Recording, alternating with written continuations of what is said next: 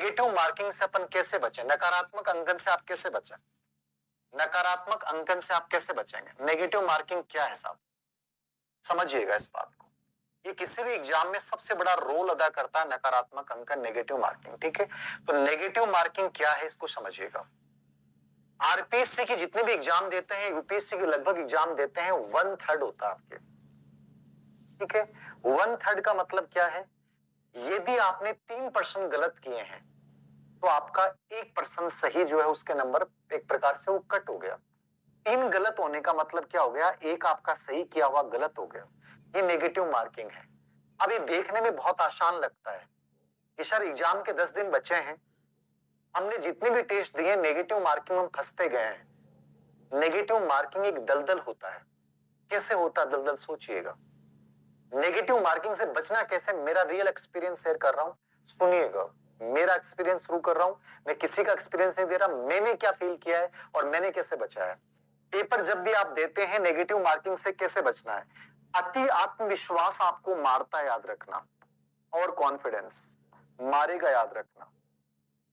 और विश्वास का अभाव, ठीक है ना, विश्वास, लेक ऑफ कॉन्फिडेंस, विश्वास का अभाव, ये दोनों चीजें क्या होती हैं? नेगेटिव होती हैं। जिंदगी हमेशा किससे चलती है? बैलेंसिंग से चलती है। बैलेंस बना के चलना पड़ता है, विश्वास में भी और आत्मविश्वास में भी। कैसे? याद रखना। मैं आपको आज भी कहता हूं कि यदि मैं तुम्हारी जगह पेपर देने जाऊं, चाहे मैंने बहुत अच्छा पढ़ाई नहीं की इस समय, लेकिन मैं आपको विश्वास दिला सकता हूं कि मेरा पेपर आपसे बहुत बढ़िया होगा। रीजन क्या है? मेरे अंदर कॉन्फिडेंस है, लेकिन मेरे अंदर ओवर कॉन्फिडेंस नहीं है। मैं जब पेपर को देखूंगा, पहली चीज मैं शांत चित्त रहूंगा उस समय। ठीक है ना, मेरे अंदर उतावलापन नहीं आएगा कि मैंने पेपर देखा है और मैं पेपर को हड़बड़ा के मैंने खोला है। नहीं, मैं पेपर को बड़े शांत मन से खोलूंगा। ये पेपर मेरे सामने है, इस पेपर को मैंने खोला और पेपर का पेज आराम से पलटा। मैंने सबसे पहले रोल नंबर लिखे।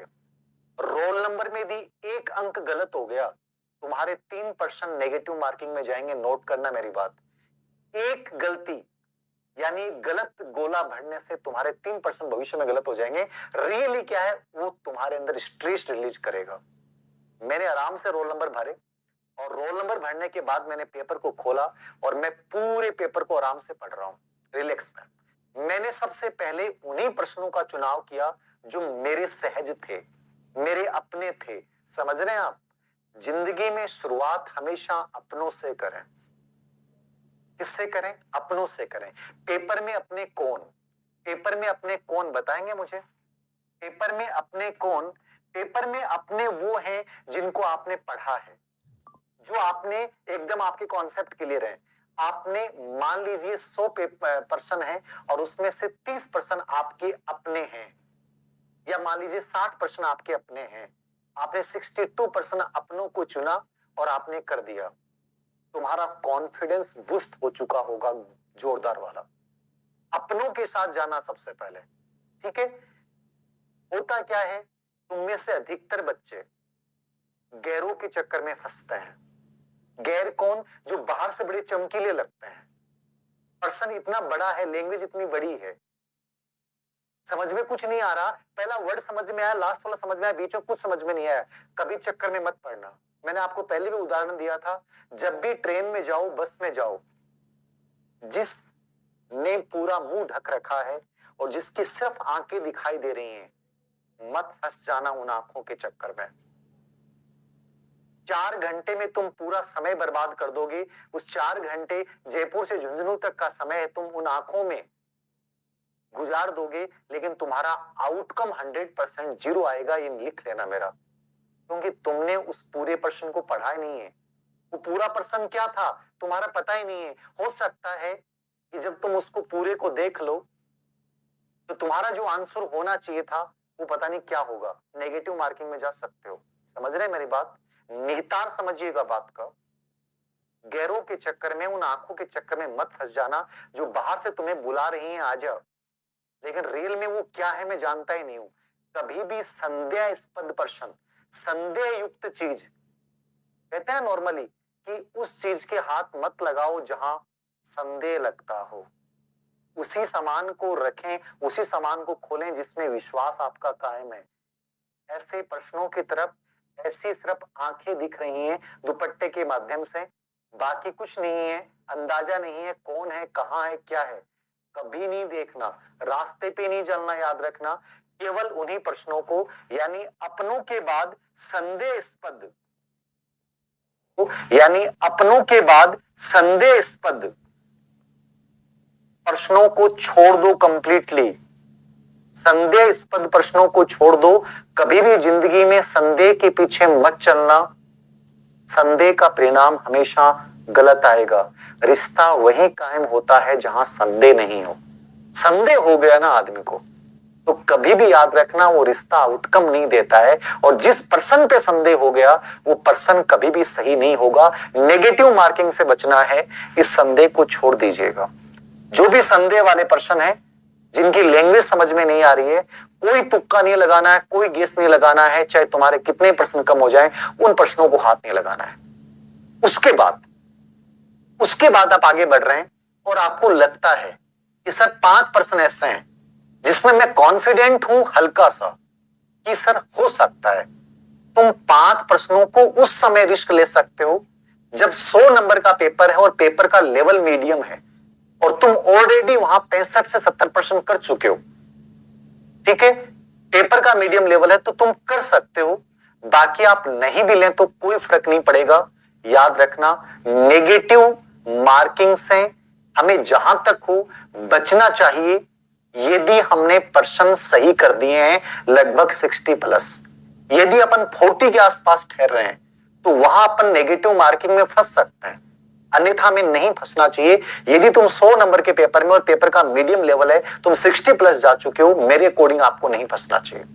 चौथी बात, नेगेटिव मार्किंग में कभी भी पेपर आपने पूरा कर लिया हो और पेपर पूरा करने के बाद अंतिम समय में याद रखना, कभी भी प्रश्नों के उत्तर मत लगाना। होता ना कि 10 मिनट एग्जाम के बच्चे हैं, उस समय बच्चा क्या करता है, पेन खोलता है, और पेन खोलने के बाद वो सोचता है यार 4%, 5% बच गए, लगा देता हूं। कभी मत लगाना, वो प्रश्न हमेशा नेगेटिव होते हैं। ये मेरा रियल एक्सपीरियंस है कि मैंने पेन को बंद करने के बाद और फिर जब खोला है, याद रखना नुकसान हुआ है। 20 मिनट बच गए, आप सोच लो, सोच सकते हो, मनन कर सकते हो, और इंसाइट क्रिएट नहीं हो रही ना, तो फिर तुक्के मत लगाना, क्योंकि नेगेटिव मार्किंग तुम्हें बहुत ज्यादा नुकसान पहुंचा सकती है। तुम्हें लगता होगा कि यार 3% मान लो कि 10 में से सही हो गए, तो ये भी तो हो सकता है बराबर में आ जाऊं, क्या नुकसान होता है। ये धीरे धीरे बराबर वाली सोच जो है तुम्हें कंपटीशन से बाहर कर देती है। तो पेपर का लेवल पहचानिएगा, सबसे पहले अपनों के साथ जाइएगा, गैरों से बचिएगा।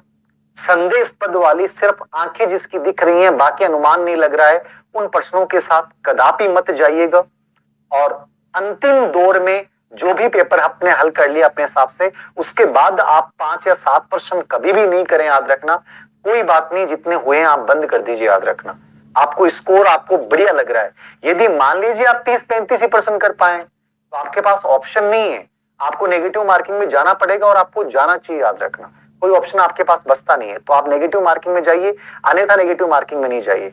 और 5वां और अंतिम उपाय नेगेटिव मार्किंग से बचने का क्या है, जिंदगी में याद रखना सबसे इंपॉर्टेंट चीज, मुझे नहीं पता कि आप लोग कौन से टेस्ट सीरीज हल करते हैं, उन टेस्ट सीरीज का आउटकम्स क्या आता है क्या नहीं आता है। धीर सिंह ढाबाई जो बोलेगा वो सच बोलेगा। याद रखना, मैंने कभी टेस्ट सीरीज ज्वाइन नहीं की, लेकिन मैं हमेशा क्या करता था, पूर्व एग्जाम के प्रश्न पत्रों को आगे हाथ रख रख के हल करता था, और मैं देखता था कि मैं बेटर कहां कर पा रहा हूं और गलती कहां कर रहा हूं। मैं उन गलतियों को अलग से कागज पे लिखता था कि यार आज मैंने मान लीजिए कि गुप्त साम्राज्य पढ़ा और गुप्त साम्राज्य में मेरे ये प्रश्न गलत हुए, तो गलत क्यों हुए? क्या मेरा और कॉन्फिडेंस था, या मैं पर्सन की लैंग्वेज समझ नहीं पाया? गलती कहां की मैंने? मैं उस बात को तुरंत लिखता था कि मेरी गलती कहां हुई। अब मैं वैसे ही पर्सन 4-5 और देखूंगा, और मैं प्रैक्टिस करता था। याद रखना, मुझे चीजें बताने वाला कोई नहीं था, मैं आज आप लोगों के साथ मेरा रियल एक्सपीरियंस शेयर कर रहा हूं, बट उसमें मुझे बताने वाला कोई नहीं था। याद रखना, मैंने खुद अपने रास्ते खोजे हैं, खुद अपने रास्ते बनाए। याद रखना, किसी ने ये नहीं कहा कि ऐसे बनना। आज मैं तुम्हें बता रहा हूं, मैं उस पर्सन के ऊपर फिर 5 वैसे ही प्रश्न और पढ़ता था, और उससे मेरा अभ्यास हो जाता था कि ऐसे पर्सन की लैंग्वेज जब ऐसी आती है तो आप देखना कि कितनी गजब की इंसाइट पैदा होती है। मैं कॉलेज लेक्चर पेपर देने गया ना, तो मेरे लगभग 6 से 7% ऐसे थे जिनको मैंने आंशिक पढ़ा था, लेकिन वो मेरे सब सही हुए। याद रखना, उसी एक्सपीरियंस की वजह से मेरे अंदर इंसाइट क्रिएट हो जाती है प्रश्न की लैंग्वेज पढ़ते ही कि यार ये आंसर होना चाहिए। ये सिर्फ प्रैक्टिस थी, याद रखना। तो ये मेरा वो डेली वर्क था, यार मैं गलती कहां कर रहा हूं, वर्क अपने पे करना पड़ेगा। और इसका एक ही तरीका है, अभ्यास अभ्यास अभ्यास।